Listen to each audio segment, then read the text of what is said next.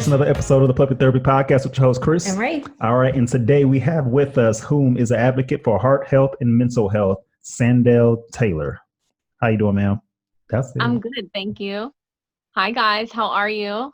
Doing pretty good. Where you at again? I am actually located in Pittsburgh, Pennsylvania. So I'm on like the East Coast of the U.S. Okay. Can I ask you a question? Absolutely. Are you a Steelers fan? Absolutely. And we are 11-0. Go baby right now. Yes. Thank you. You're the first Steelers fan we had on. I'm a Steelers fan as well, even though I'm from Dallas. Yes. It's okay. It's okay. We'll convert everyone who's a non-believer. I love it because when people ask me, "Are you from Pittsburgh?" They're normally like two things. One, do you say Yins? Oh yeah. And two, are you a Steelers fan? Okay. And the answer to both of those questions is yes. I try not to say Yins as much, but it just happens. Right. Yeah. What is Yins? I guess it's a Yins is like, hey, you guys, like, hey, y'all. It's like a Pittsburgh East term. Okay. So we have y'all. If I'm like, hey, Yins, like it's YINZ. Mm-hmm. If I'm like, hey, Yins, like what are Yins up to? It's a weird term that if you ever hear somebody say that, you know they're from Pittsburgh because only people from Pittsburgh say that. Yeah. So I'm a random Pittsburgh Steelers fan. I've never been to Pittsburgh. But I'm not familiar. I've seen it like on T-shirts and stuff, but I'm like, I never really heard it. So I wouldn't even know to ask that question about the Yins. So I just kind of ignore it. Now you can add it in.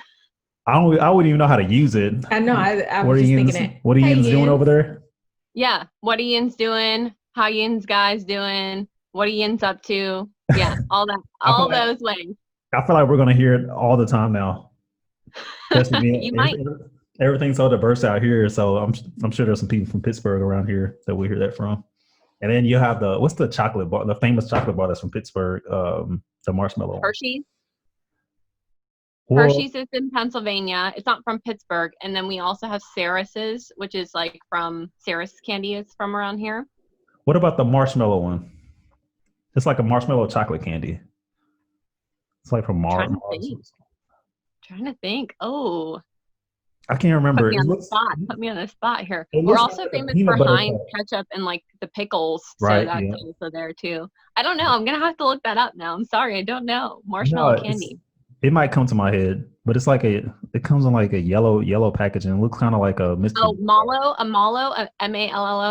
Is that it? I think so. Does it look kind of like a peanut butter cup, maybe? I have no idea. I'm just picturing that in my mind, and that's what I think it's called. Maybe. I don't know. We're going to have to find out. I promise this podcast is not about sports. All right, guys. Like, all right, we're going to have to put a timestamp in there. We're like, fast forward to 4 minutes and 33 seconds for the actual podcast. All right. So back on subject. So thanks for coming on the podcast, by the way. It was nice to meet you. We're glad to have you. I don't even know what episode it's going to be. It's probably going to be episode 59. We're on 57, I think. So, yeah, episode 59. Hey, 57 would be perfect. That's the number of Heinz ketchup is. So, 57 is on the bottle of the ketchup. It would just be I think 57 came out last week, so I apologize for that. We can call it episode 50. This is episode 59, but we can call it 50. We can name it 57. Yeah, 57. I love it. No, it's not that serious. It was just funny. It was ironic. All right. So our audience knows where you're from now. And so tell us where Yins. Never mind. That's stupid. You tried. That was stupid. All right. Tell us a little bit about yourself. Let's just get straight to it. Sure. So first off, I am an Army veteran's wife. My husband is no longer in the service, but he's retired. And we went through deployments, you name it. We've been through it. I always call him my knight in camouflage armor because I really believe that he came in and rescued me from myself, which is why I'm now a mental health warrior or advocate. Okay. I am also a heart advocate as well. My father had a stroke when I was very, very young.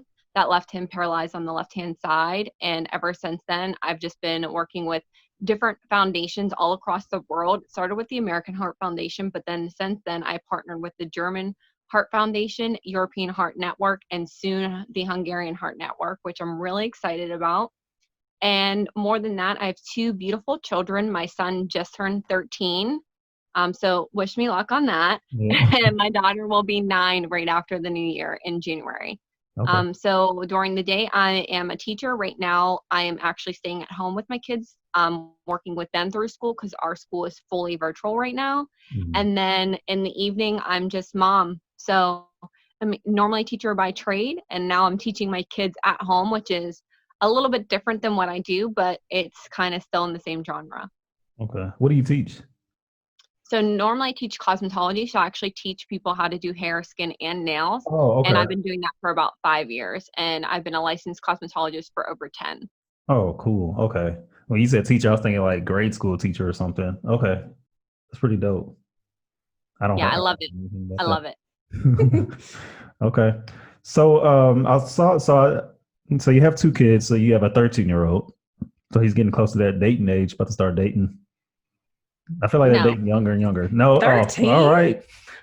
We're not dating. No, actually, no, yeah, you are right. So he actually had a girlfriend, notice my air quotes, Yeah. this past before COVID hit, and they were like holding hands. So it's definitely started. I'm not ready for that. So I'm gonna be in denial. I'm Yeah. just gonna stay in that state for a little bit. And just gonna keep it moving. Yeah. Okay. How are they doing? Well, not I get the what you're son and saying. not the son and the girlfriend or a girlfriend. But how are your kids doing? Oh, No, surprisingly, they're doing really well. My daughter is super imaginative. She loves to draw, she loves to write. So she's just kind of in her own little world, so to speak. And we are always out hiking and kind of going to different places as long as we can find a safe way to do it. So we always are trying to keep active. So for me, I'm really just thankful for this time because this is really the most I've ever been able to spend with my kids over the past, few years. So I'm really just grateful to be able to see how much they're thriving under these circumstances. It's a little bit more challenging for my son just because of everything that's going on with his disability and what's Yeah. actually happening in the school.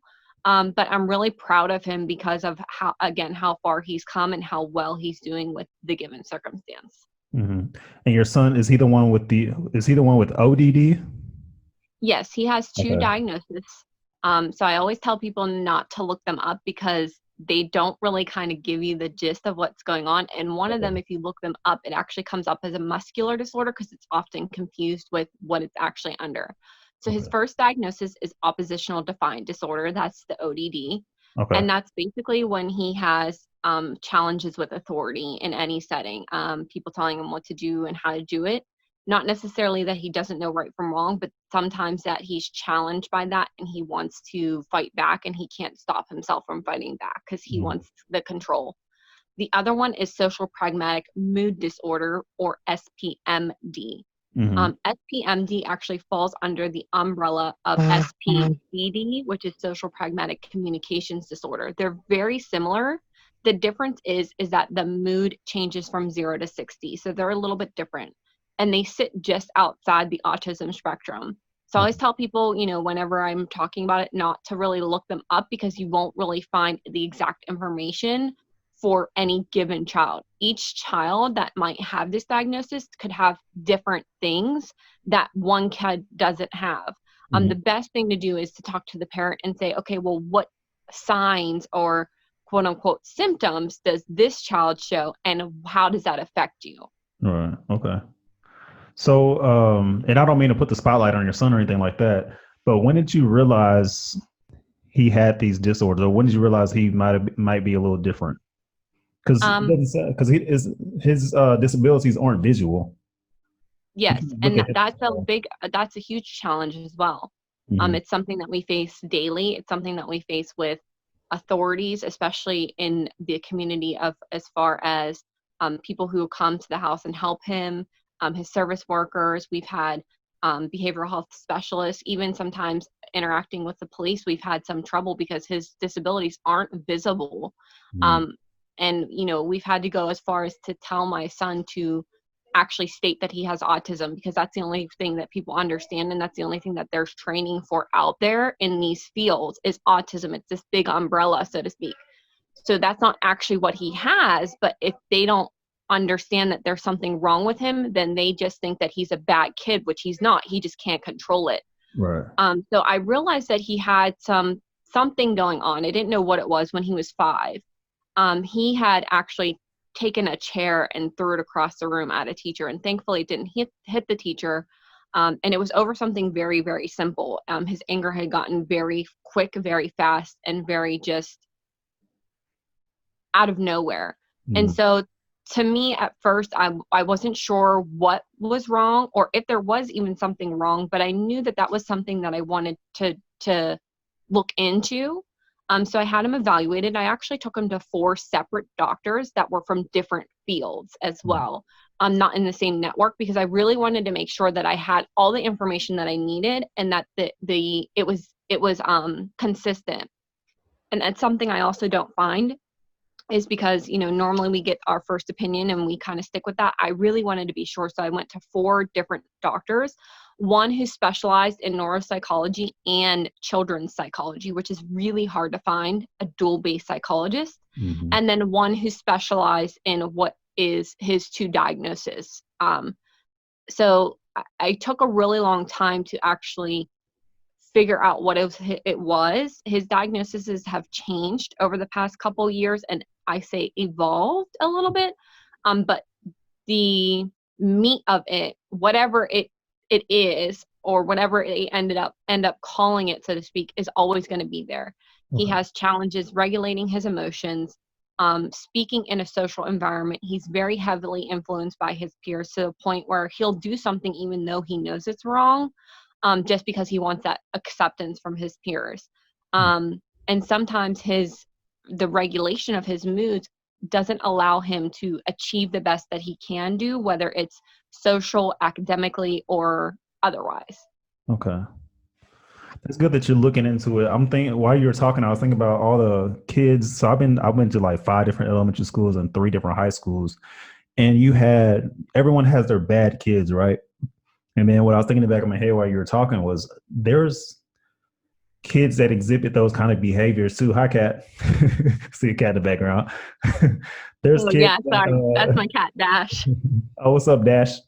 So there's kids that exhibit those same type of behaviors, but we would just look at them as if they were just problem child. So I'm wondering if they may have had like some of the same symptoms and we just wrote them off because, back then, well, I don't know how old you are, but I'm 30. So I don't know if we're in the same age group or anything like that. But that was like all taboo, saying that your kid had a mental disability and all this other stuff. Because I hate to use the word, but the word, you don't want your child to be labeled as retarded. Not saying that that's what your son, but it would be words like your son has mental issues or retarded. Like, those words are taboo. But now we're using those as normal terms now. Like, we're learning to accept the stuff. That way we can move forward and come up with a way to deal with it. So yeah. So reading your story with everything everything that I read over with you, are you a patient person? I'm assuming you've had to learn to deal with patience. So my husband would say no, but I would say that I've evolved my patience. Yeah. So there are times where, of course, my patience is very thin, and just like I hate to say, us women, sometimes we just get to the point where it happens, but it's not just women, it's men too. We all have that breaking point. But I've learned more so to do something called STAR, which is stop, think, assess, and react. Okay. Sometimes it takes a little longer for me to do that, and sometimes I react first and it comes backwards. But at the end of the day, I know that no one is perfect and we all make mistakes, and I make mistakes. I've probably made 1,005,000 mistakes, but I know that I'm going to keep trying. And at the end of the day, I'm not going to give up on him. And that's all that matters, is that at the end of the day, doesn't matter what we did right or wrong. Each day is a new day, and to start that day fresh and to try to do better the next day. So I would say I've evolved, but my husband would definitely tell you that I don't have as much patience as you would think. As one would assume. Okay. And it's obviously dealing with your son. This is what moved you into become a mental health advocate. Absolutely. Okay. Um, a few years after I had learned that he had some things going wrong with him, there was an unfortunate incident that happened at school that actually ended up resulting in him being removed from the school, all from another child actually basically threatening my son that if he didn't do this, that they were going to hurt him physically. Mm-hmm. Um, and so he did it. And my son was actually taken out of the school for over 45 days. And anybody who understands what that's like to be taken out of their normal school and to be put into what they call a placement program where they're dealing more with behavior than they are education, Mm-hmm. that puts your child back like very far. And when this actually happened, he was in third grade, finishing third grade, going on to fourth. Mm-hmm. If you guys know anything about the US system, education system, third grade is one of the most pivotal grades because they teach you your basic arithmetic, your basic writing, comprehension. They start kind of doing that multiplication charts, all those things, reading comprehension, and he missed a lot of it to the point where I ended up only getting him back into school the very last month of his schooling. I had to fight because there was a 260-pound grown man who was afraid of my 6-year-old child at the time. Oh, Or I believe he was like 7 or 8 at the time, wow. saying that he was afraid of my son.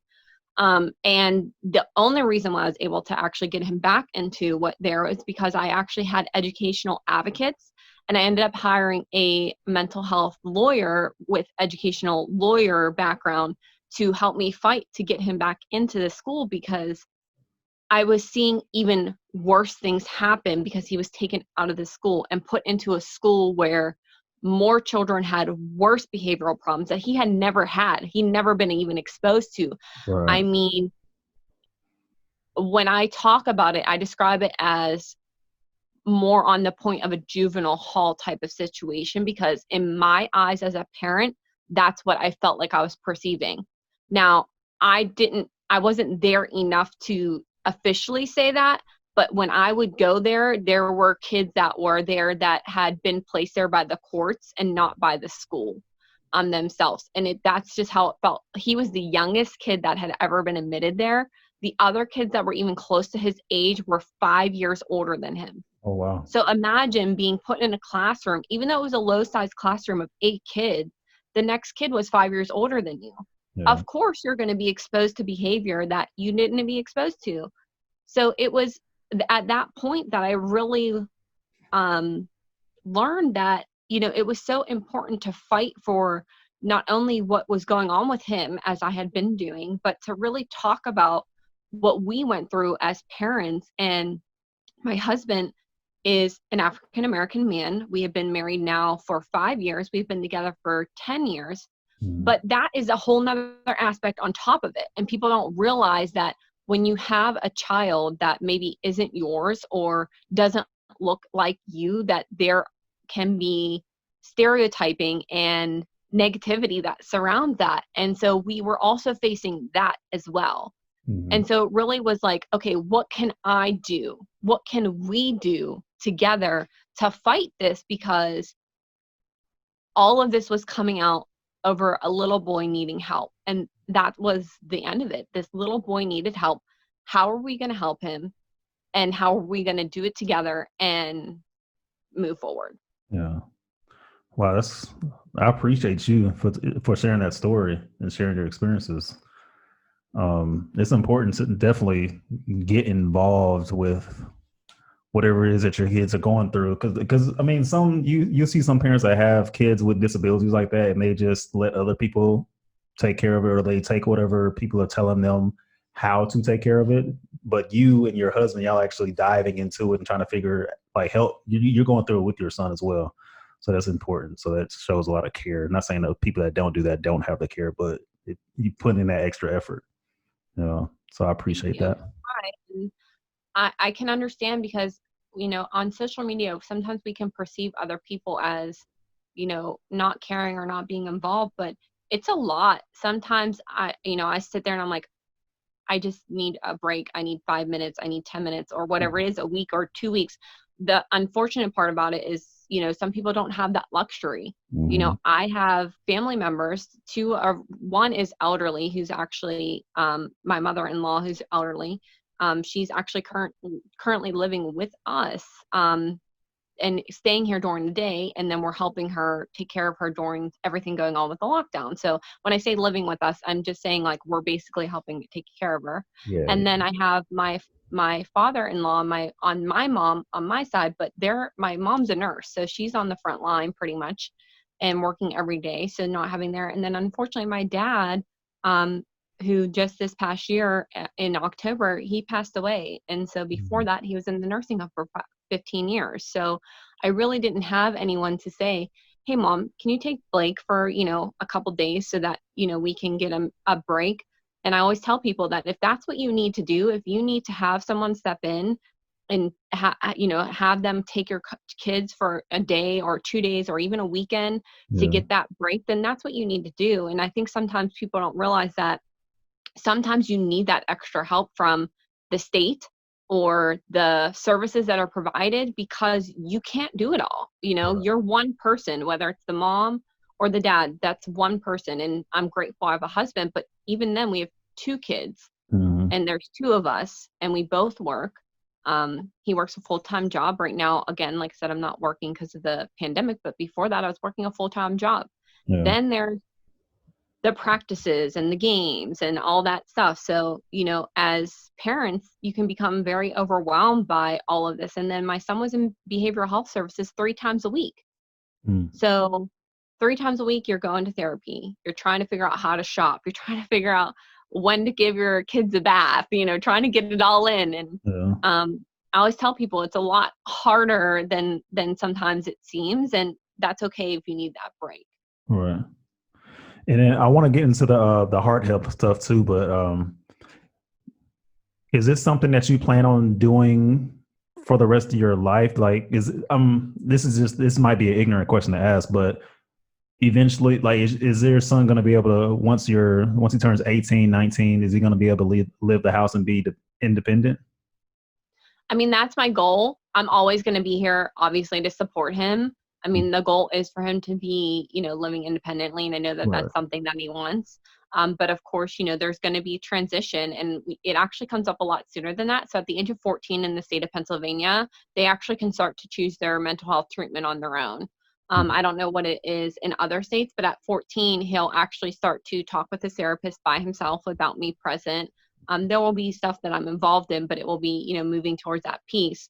But my goal is for him, honestly, is to go to college and to get a college degree and to figure out his plan before he turns 18 so that when he turns 18, he has a plan and he's able to stabilize and move forward. And then in the back of my mind, just knowing that sometimes there's going to be bad days where he's going to need help and I'm still going to be there for him because at the end of the day, you're a mom first and that job doesn't end at any point. Yeah. I asked that question because I'm like, while you're talking, I was like, man, you need a break. Like, I'm sure, like, once you get your daughter, him and your daughter out of the house, you'll be able to breathe finally and get some time back to yourself. So, a lot of people say that and I'm like, I don't know because I don't know what I'm going to do with my time. Like, it's so crazy to me. Like, sometimes even if they do go away for a weekend, I find myself like, what do I do now? Like, there's nobody here. So I'm sure it's going to be quite a shock when and if that happens, when they're both out of the house. I'll have a lot of empty nest syndrome going on. Yeah. I'm sure that'd be interesting. So, your father, he had a heart attack, and you said his whole left side was paralyzed. And this is is this something that made you want to dive into the heart health advocacy? Yes. So I had been involved with the American Heart Association just before that, just kind of volunteering. It was something I liked to do. After I graduate, when I was graduating high school, it was kind of like the first service project I ever got interested in.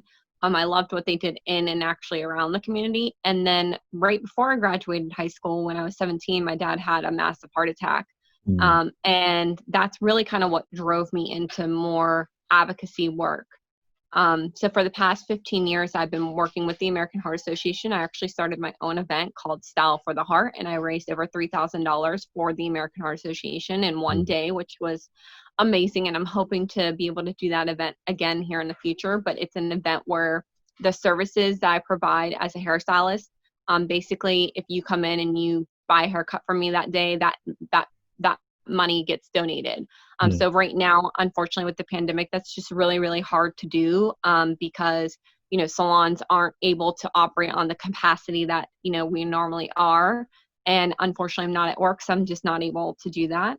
And then I've also been an Empower to Serve ambassador, which is basically an educator. And I teach things like this through podcasts and through Zooms on easy ways to become heart healthy. So I always try to talk with people, even couples like yourself, and I'll be like, hey, so tell me about your day. And I kind of listen to your story and I ask, what is your goal? So maybe your goal is you want to be more heart healthy, or maybe it is you want to lose 15 pounds. And I try to find at least one thing that they can do to get to that goal and ultimately become more heart healthy. Right.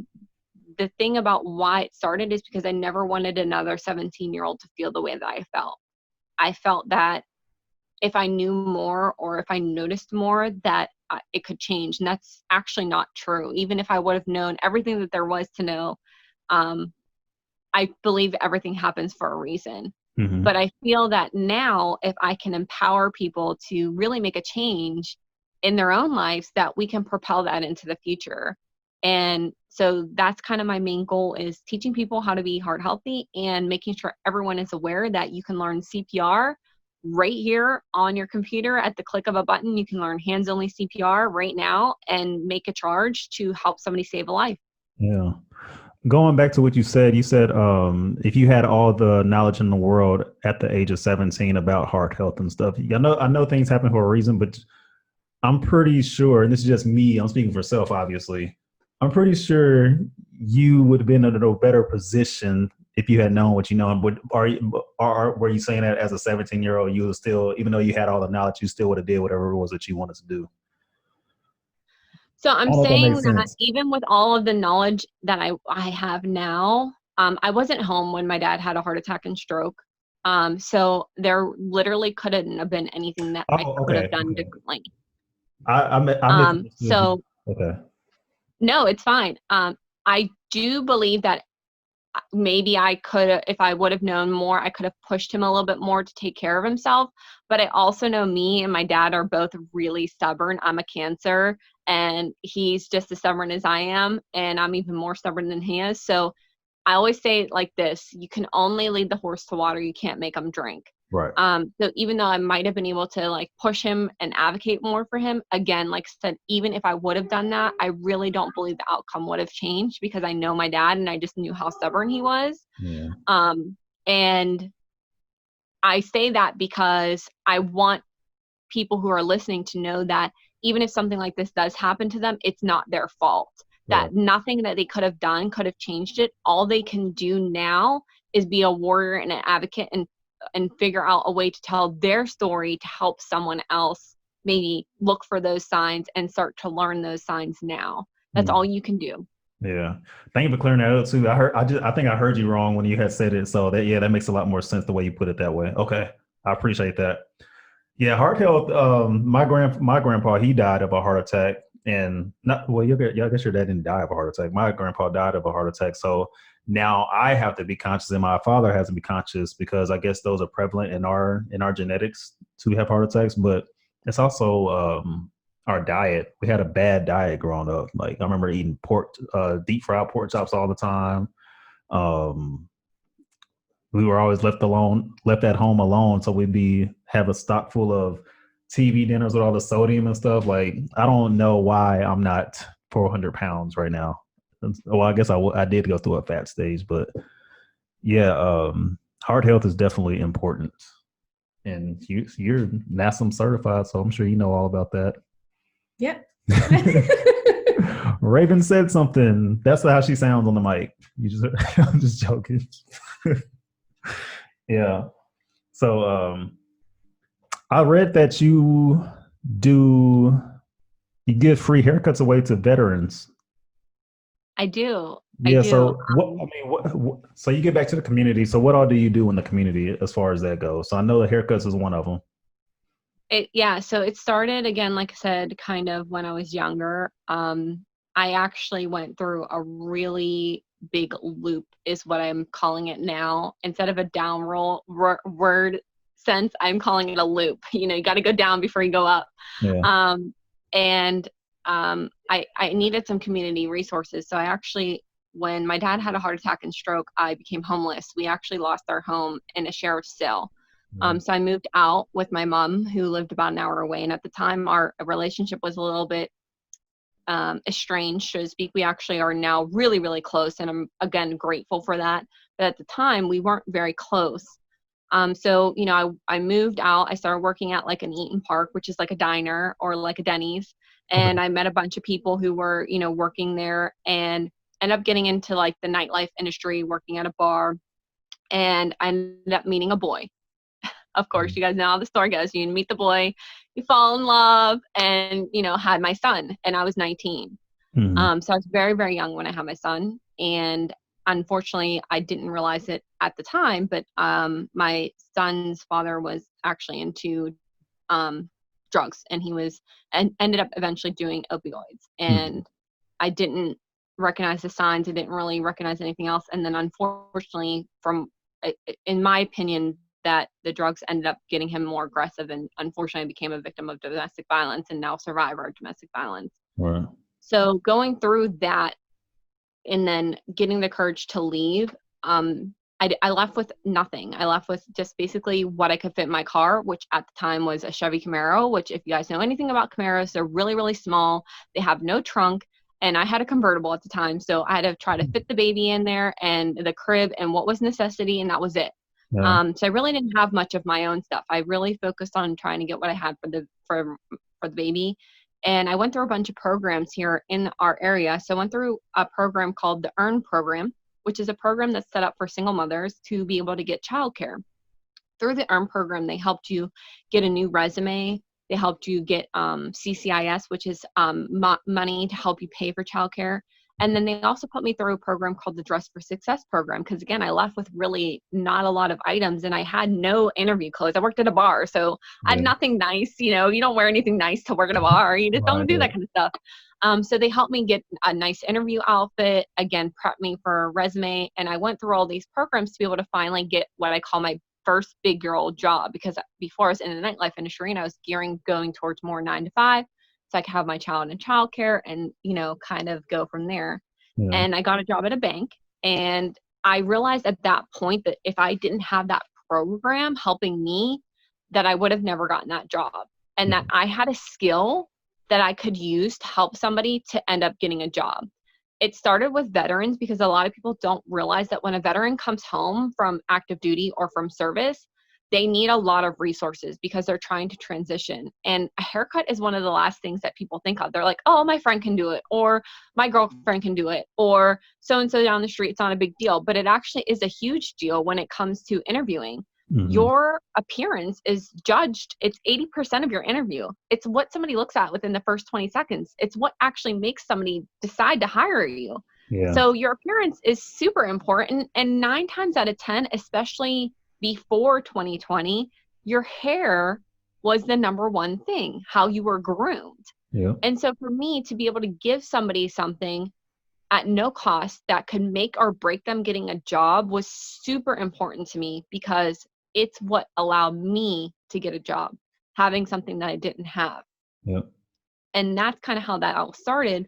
But I do free haircuts for veterans. I do free haircuts for the homeless, Children's Hospital, the Make-A-Wish Foundation, and I've now partnered up with the Dress for Success organization through what we call the Suitable Hair Program. And that's actually done through my work.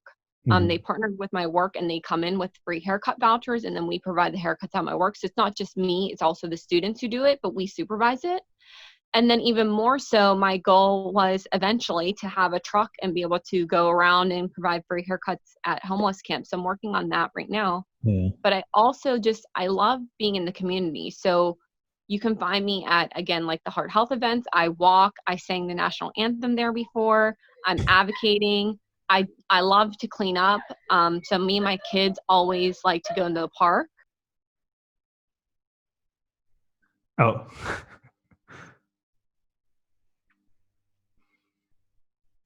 Speaking of kids, had to make sure that they were a little quiet. Okay. So I always like to do things with my kids too. So I always try to find events where we can volunteer and give back and I can take my kids.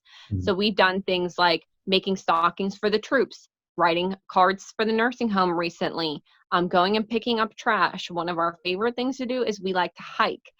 So when we hike, we take our little camelbacks, which is a book bag of water, and we hike. And then I post a tip or trick about heart health or mental health with it to kind of go with that. So it really doesn't, I don't have a rhyme or reason. I just love to do things that can help the community because, like I said, if I didn't have those resources, I wouldn't have gotten to where I am. You literally give back. You do so much. How do you find the time?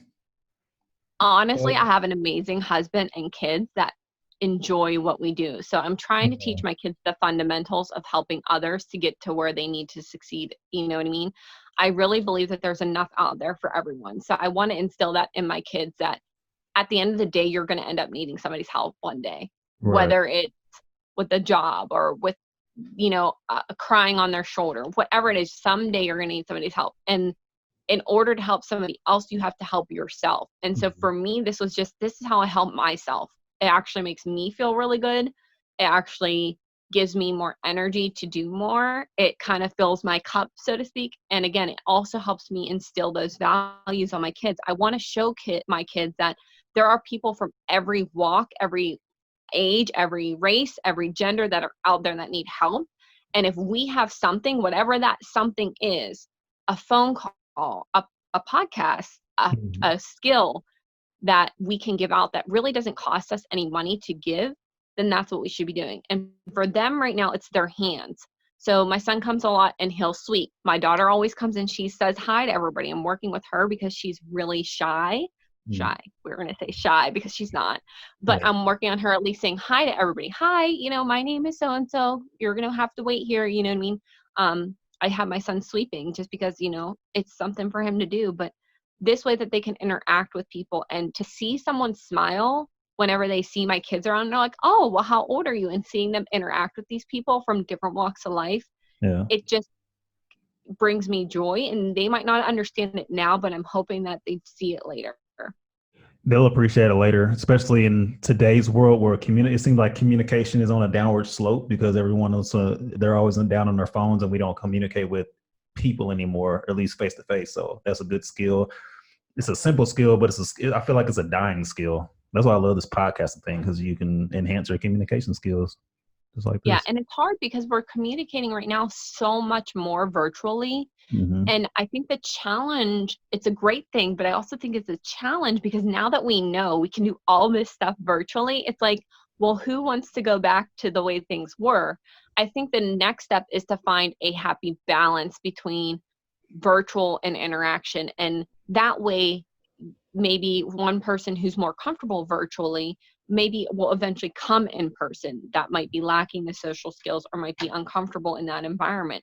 Wow. I think that that's the next step. When we get there, obviously, is going to be determined by obviously the safety of everything going on. Yeah. And I just had a blank stare for a second. I hate when I do this. Oh, that's what I was going to say. So and this isn't, people usually, how people say the past defines you? Mm-hmm.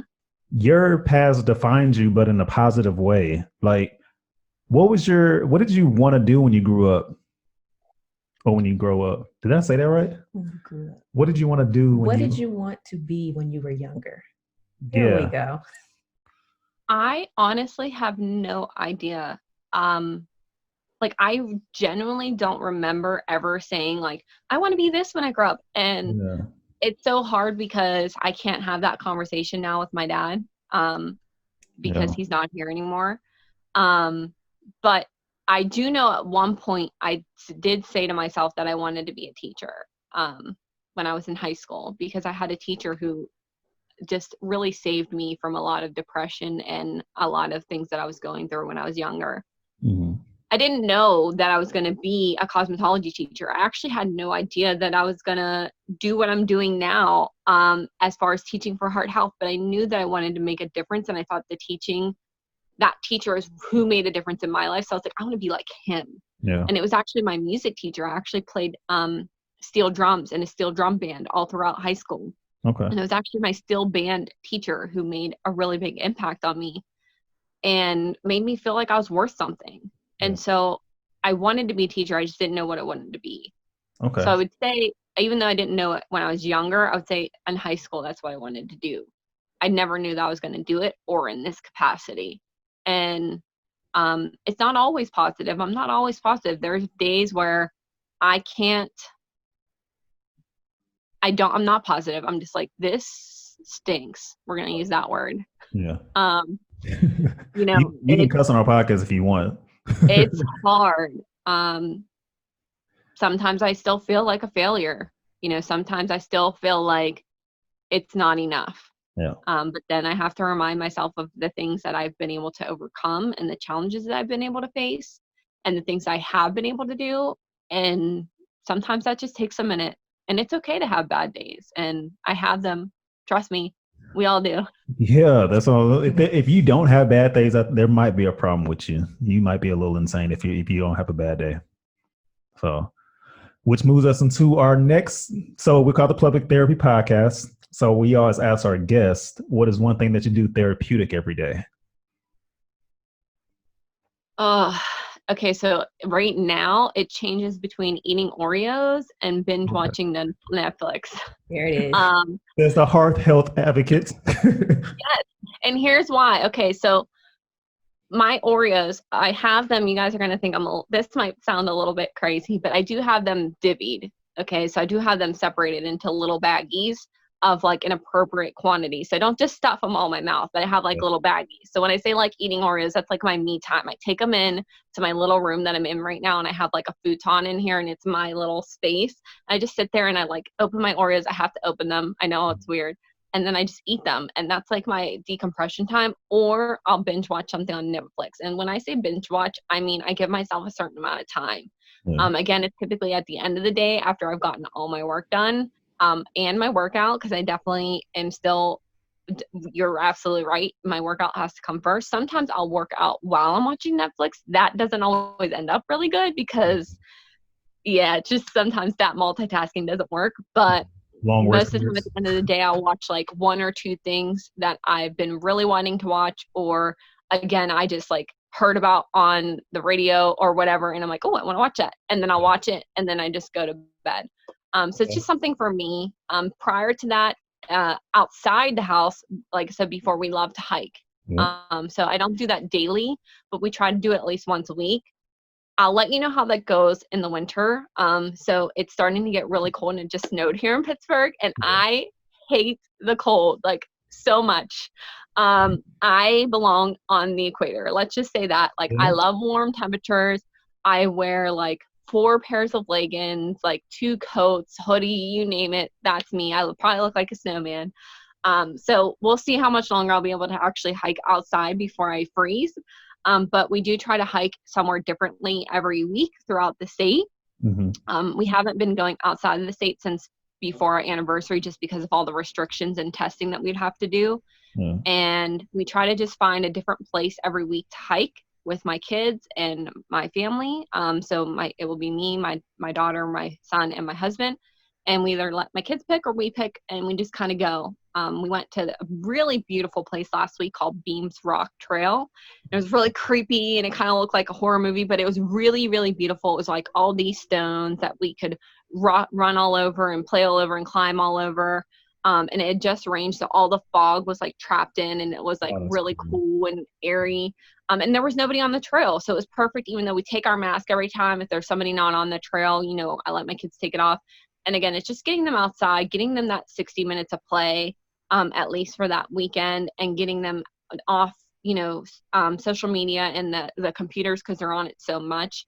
Is something we really like to do. So I'll let you know how that goes over the winter. I'll keep you updated. That'd be interesting. It builds character.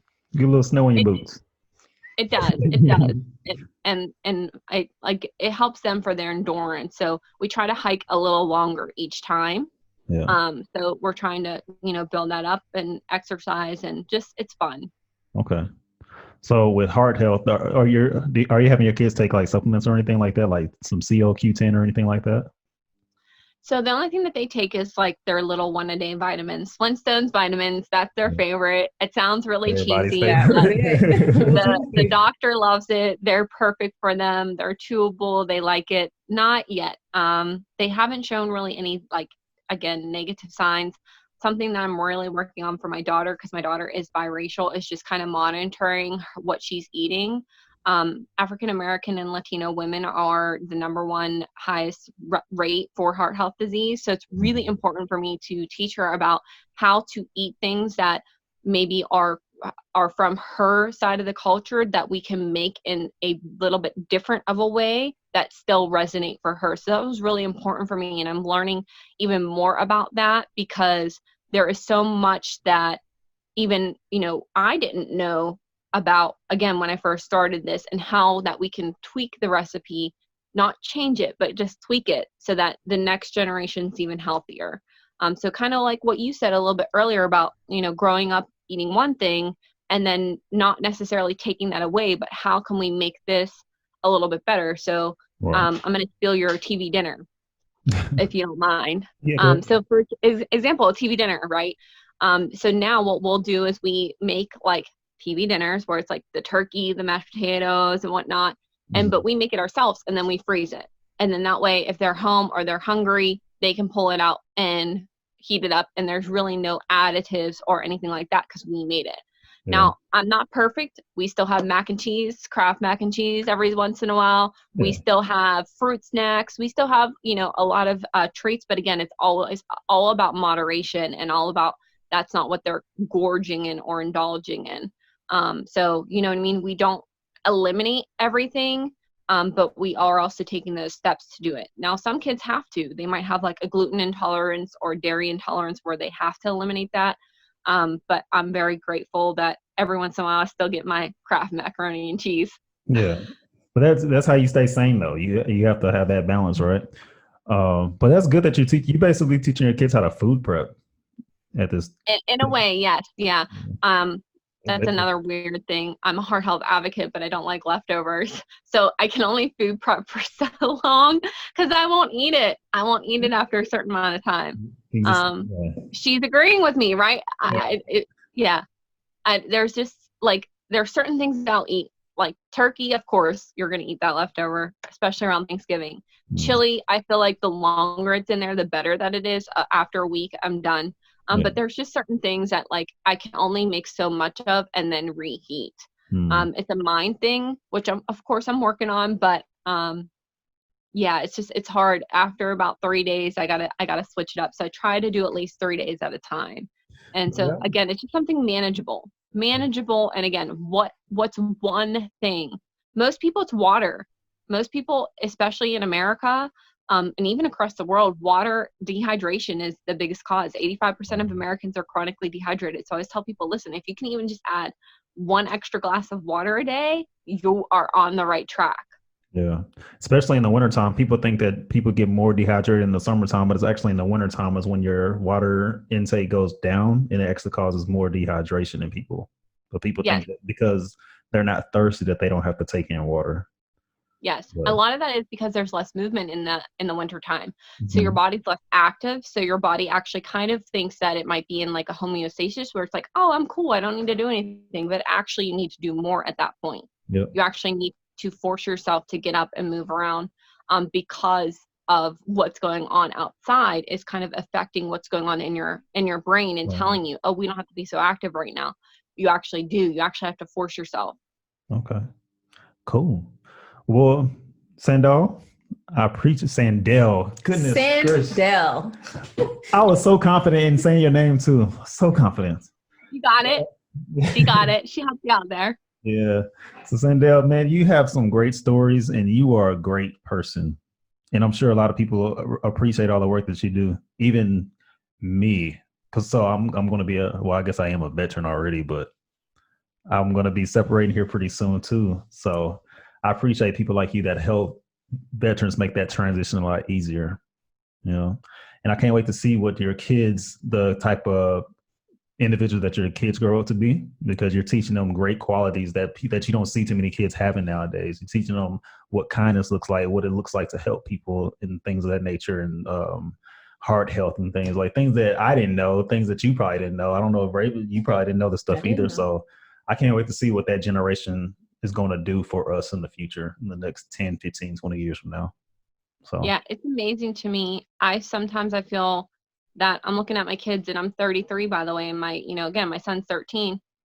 I mean, I grew up with a phone, but not really like the phones we have now. Like, my phone was the big old Nokia phone when I had it, and I was like 20 some when it came out, and the one that looked like it came from the house. yeah. And I didn't have a car, and I didn't have any of these things. And my son's showing me these things online, and I'm like, how did you do that? And I still don't know. I'm like, can you like teach me? So it's really kind of cool in a sense. And my husband's an IT genius. He's the IT guy. So I'm like, just fix this for me. Okay. Fix this for me, babe. I'll go do this. You go do that. So it's amazing to see what these kids can do. And I just want them to do something that's going to be good. Yeah. Good for others, good for themselves, good for the environment, good for mankind, really, because right now that's what we need. We need to come together, and we need to realize that there's so much out for us if we can just work together. Okay. There is enough to go around, and if we can put our hands together and work together, regardless of whatever it is that you're facing as opposition, like, it doesn't matter what it is. Just at this time, come together. What are we doing? We're doing this. Okay, great. Right. Leave everything else at the door. Mm-hmm. What is the end goal? Let's focus on the end goal. My end goal is, right now, I am working on having heart health ambassadors for my Camelback Adventures. So we started this kind of social media movement, so to speak, with my husband and I. I don't even want to say that because it's not like really big, but I'm going to call it that because, why not? And what we want to do is have an ambassador in 100 countries in all 50 states in 5 years. So basically what I'm looking for are people that are active and kind of on social media to partner with me and basically just show me one picture every month of what you do in your everyday life and help me share heart health tips and tricks. And that's kind of my end goal right now, is that. And then in the next 5 years, I also want to host the world's largest CPR event, which I did have planned for 2020, but unfortunately it got canceled. Yeah. And I was going to actually attempt to break a world record. So I'd love to be able to redo that. And maybe one day have my own foundation where I'm able to give even more monetary donations. But for right now, I'm just kind of working on that next, actually something able to achieve. And then last but not least, I want to have my own truck in the next 5 years. I started getting my own portable, I actually have a portable generator right now that I can hook up to my car to provide free haircuts, but I'd love to have an actual truck so that I can go around and be able to cut more people's hair and just be able to give back that way as well. So I have about 3 big goals right now. This next year, I'm just saying adaptability is where it's at. Yep. There's no plans for 2021 right now. I'm just kind of going where the wind takes me, and again, setting out small little goals to achieve that big goal. So 2021 for me is all about saving the money and finding the resources to be able to build that truck, host the event, and be able to continue our adventures. So that's kind of what this year has been about, and getting out there and spreading my message of just about, please go learn CPR, go on the American Heart Association's website right after this podcast. Yeah. And learn hands-only CPR, and you can save somebody's life. All right. That's perfect. You got to get research. Are you? No, my certification went out in September. Well, that's awesome. So I appreciate you, Sandahl. I tried to say it casual. I couldn't even do it. Yeah, couldn't even do it. But yeah, I love that name. But what is that? Where's that name? Do you know where your name comes from? I'm gonna wrap up, but I just sorry, I'm dragging on. So it's actually from the movie Conan the Barbarian. Have you ever seen it with Arnold Schwarzenegger? I've seen it, but a long time ago. Okay, so the actress who plays in that movie, her name is Sandahl Bergman, and that's where my name comes from. My mom loved Arnold and Conan. She's like a big fantasy book heartthrob. Her favorite person is Fabio. So Fabio, if you're listening, please let me know so I can tell Plug. my mom that I talked to you. But I actually got named after her, and I actually got to meet her in 2016 when I was doing pageantry. So it was really, really cool. I got to meet her in person, and it was really awesome. So it's actually, from what I've heard, it's Scandinavian. It's originally a last name that was converted into a first name. It's not in any baby book. It's not on any baby website. So it really doesn't have a meaning.